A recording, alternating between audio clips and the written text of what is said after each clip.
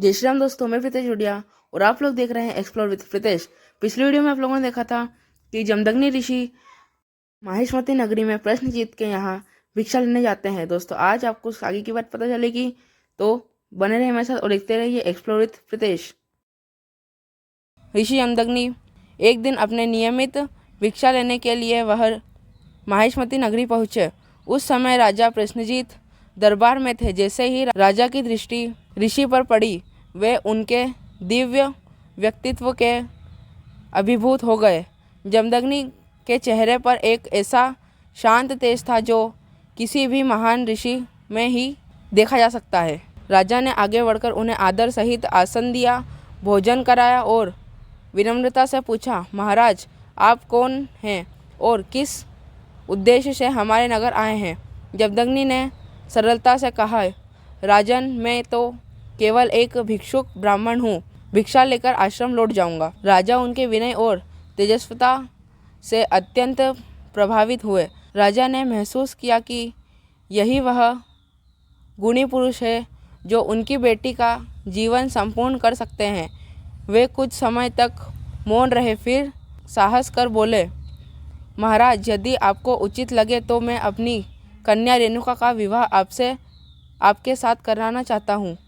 वह धर्म, विनय और सेवा में अत्यंत निपुण है। आप दोनों का मिलन संसार के लिए कल्याणकारी होगा। ऋषि जमदग्नि थोड़ी देर शांत रहे। वे जानते थे कि विवाह एक अत्यंत गंभीर वचन है और उसे केवल धर्म के लिए ही स्वीकार किया जा सकता है। उन्होंने धीरे से कहा, राजन यह निर्णय आपकी पुत्री का होना चाहिए। यदि रेणुका चाहे तो मैं स्वीकार करता हूँ। जब रेणुका को बुलाया गया और उन्होंने ऋषि जमदग्नि को देखा तो उनका हृदय शांत हो गया। उन्हें लगा कि यही वह धर्ममयी मार्ग जहाँ उनका जीवन पूर्णता पाएगा। जो तेज, शक्ति और पवित्रता उन्होंने ऋषि के चेहरे पर देखी, वह किसी और में नहीं थी। रेणुका ने सिर झुकाकर कहा, पिताश्री मैं इस विवाह के लिए तैयार हूँ। ऐसे महापुरुष की सेवा में ही मेरे जीवन का सबसे बड़ा सौभाग्य होगा। यह सुनकर राजा अत्यंत प्रसन्न हुए। उन्होंने भव्य वैदिक विधि से विवाह कराया। ऋषियों ने मंत्र पढ़े, अग्नि प्रज्वलित हुई। रेणुका और जमदग्नि ने पवित्र सप्तपदी पूरी की और इस प्रकार दोनों का विवाह संपन्न हुआ। विवाह के बाद रेणुका ने राजमहल का विलास त्याग दिया और अपने पति के साथ वन के आश्रम में रहने चली गई।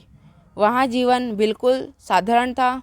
झोपड़ी, मिट्टी के बर्तन, नदी का पानी और आश्रम के अतिथियों की सेवा।